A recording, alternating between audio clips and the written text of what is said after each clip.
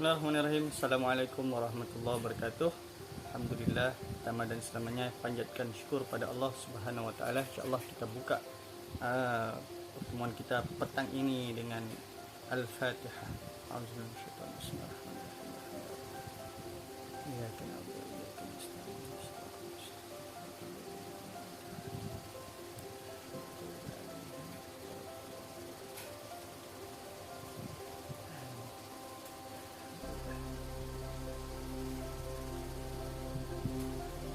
Alhamdulillah, pertama dan selamanya kita panjatkan syukur pada Allah Subhanahu wa taala. Dengan izin kepada Allah Subhanahu wa taala dapat kita dipertemukanlah pada petang ini untuk sama-sama saya berkongsi pengalaman, berkongsi apa yang saya dapat, apa yang saya peroleh daripada emas. Topik yang menarik juga lah, bagaimana saya boleh terjebak dengan simpanan emas secara khususnya lah. Jadi insyaAllah sebelum itu kita tengoklah siapa yang ada pada hari ini untuk sama-sama kita kongsikan kepada rakan-rakan yang ada. Okey, kongsikan, mudah-mudahan perkongsian petang ini sedikit sebanyak dapat memberikan kita manfaat bersama insyaAllah. Okay. Baik, kita akan mulakan. Okey, bagaimana persoalan bagaimana saya boleh terjebak dengan emas ini? Secara jujurnya alhamdulillah, bermulanya pada tahun 2013.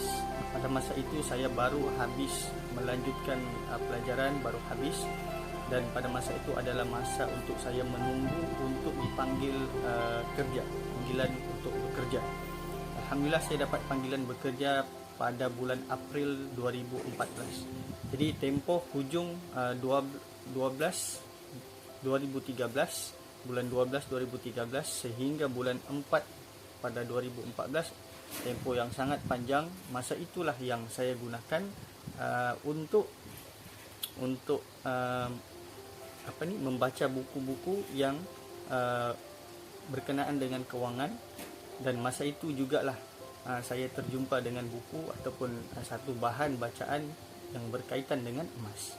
Saya dapat satu hari itu adalah tulisan daripada Tuan Syukur Hashim, ada satu PDF report yang berkenaan dengan emas, dan juga ada satu lagi tulisan pada blog yang berkaitan daripada Tuan Zulkifli Syafi'i. Ini adalah dua orang antara orang yang awal yang saya baca tulisan mereka, dan saya dapat sedikit ilmu lah berkenaan dengan emas. Dan hasil daripada pembacaan itu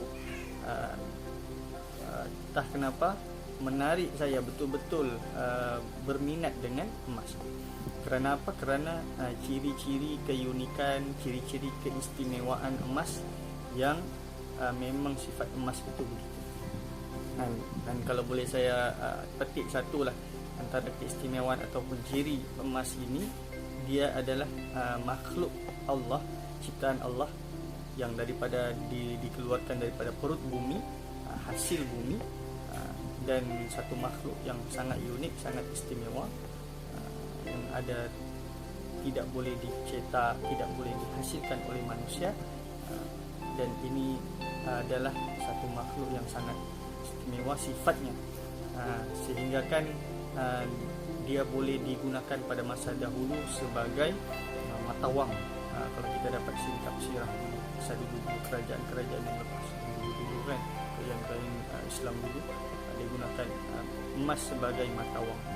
Okey, itu sedikitlah bagaimana emas ini boleh menarik saya untuk sampaikan, boleh dikatakan satu istilah dipanggil gold maniac ataupun gila emas, kegilaan kepada emas. Itu pun bahaya juga tu, boleh jadi gila kepada emas ni. Cuma bila kita belajar, bila kita baca, kita akan dapati bahawa simpan emas ni perlu ada matlamat yang tertentu lah. Jadi itu nanti kita cerita. Hari ini saya mau kongsi pengalaman saya bagaimana saya terjebak. Bermula daripada situ, dan alhamdulillah pada 2014 apabila saya mula kerja, sudah mula ada pendapatan. Pada masa itulah pada masa itulah saya dapat dapat membuat pembelian yang pertama, emas yang pertama. Dan untuk makluman tuan-tuan semua, sahabat-sahabat Facebook, emas yang pertama yang saya beli adalah shilling emas 1 dinar.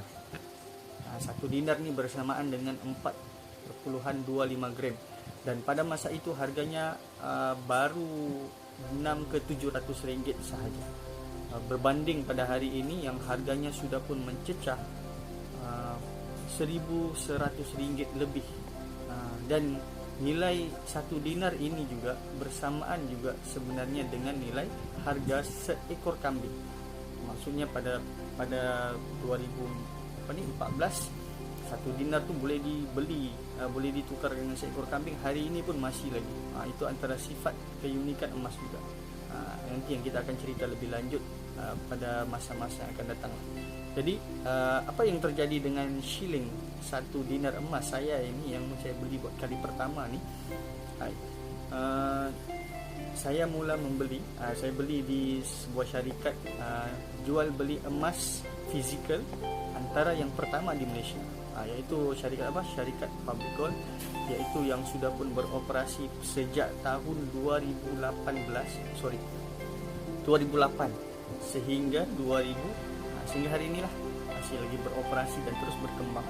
Dan ada banyak perkembangan yang baik yang berlaku dalam syarikat ini, dan akhirnya banyak memberi kemudahan kepada kita untuk memiliki emas.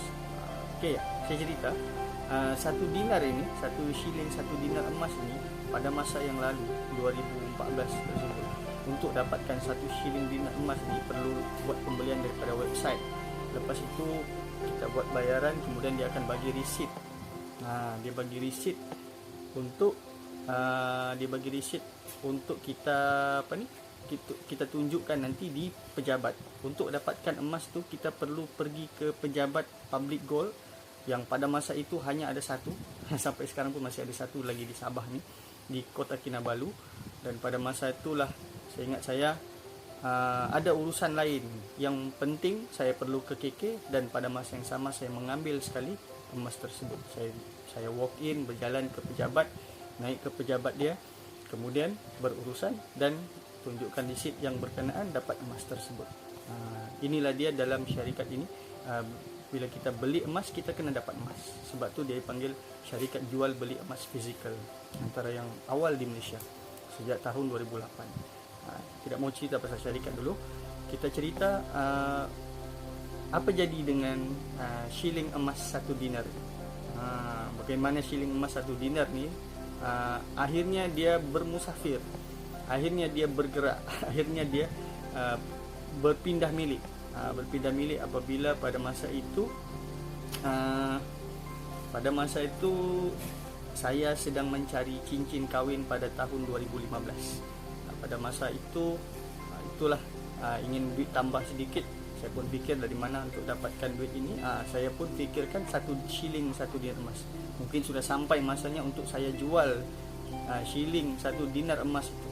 Dan pada masa itu Public Gold dia terima balik untuk kita jual, tapi perlu pergi ke KK, jauh lah kan. Jadi saya fikir bila buat pengiraan, baik saya jual terus di kedai emas.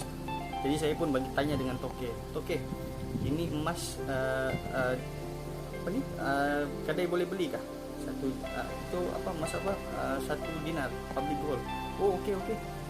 Terus toke itu letak bagi harga, dan kemudian terus dapat cash. Dan dengan cash itulah saya beli cincin kahwin.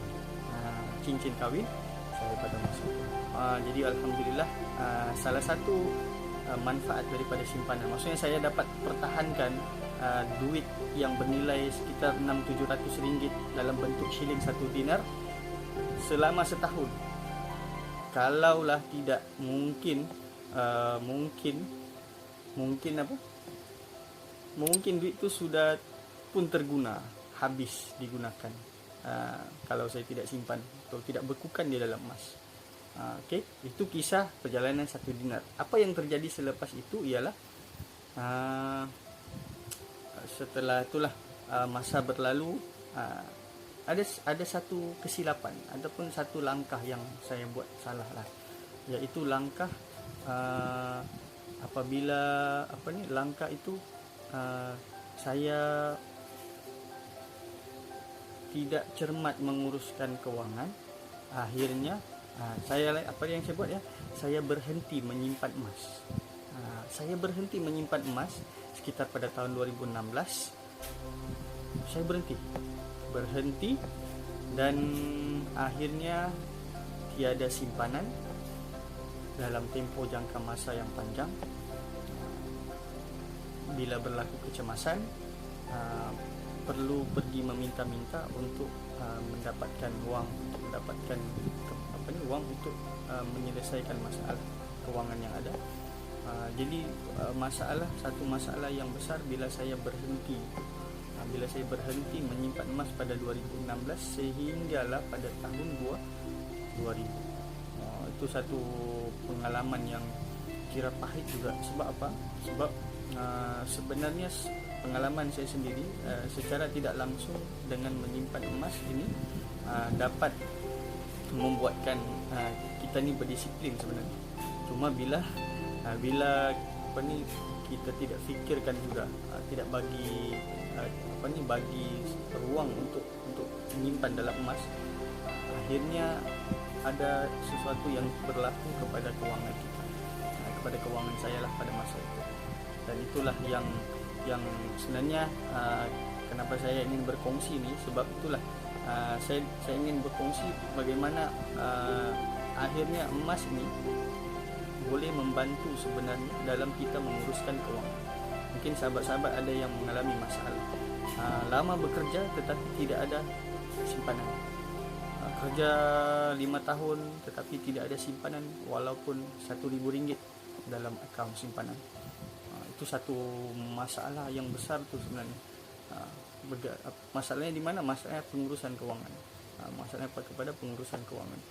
Jadi selepas ini saya akan kongsikan bagaimana emas itu membantu saya recover untuk menguruskan kewangan ini dengan lebih baik. Tapi bukan pada hari inilah.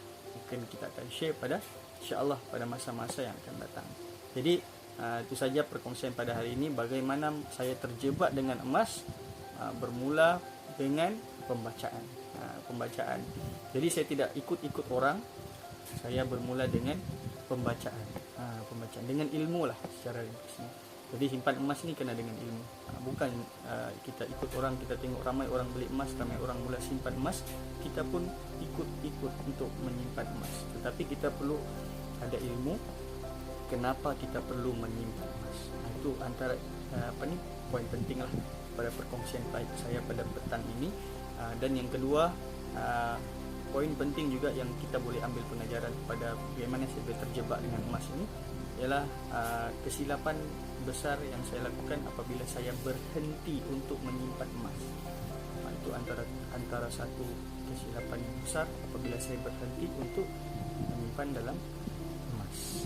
Jadi apa yang berlaku selepas itu kita nantikan insya-Allah pada perkongsian saya pada masa-masa yang akan datang. Jadi hari ini terjawab bagaimana saya boleh terjebak dengan emas, dan saya menjadi antara orang yang sangat minat dengan emas, logam mulia ini, disebut sebagai logam mulia. Dan mudah-mudahan dia jadi satu hobi atau jadi satu yang bermanfaat untuk saya dan juga mungkin untuk tuan-tuan dan puan-puan semua, insya-Allah. Baik, untuk hari ini baik. Kita berjumpa lagi pada sesi pada masa yang akan datang pada waktu yang sama 4.15 insya-Allah. Assalamualaikum warahmatullahi wabarakatuh.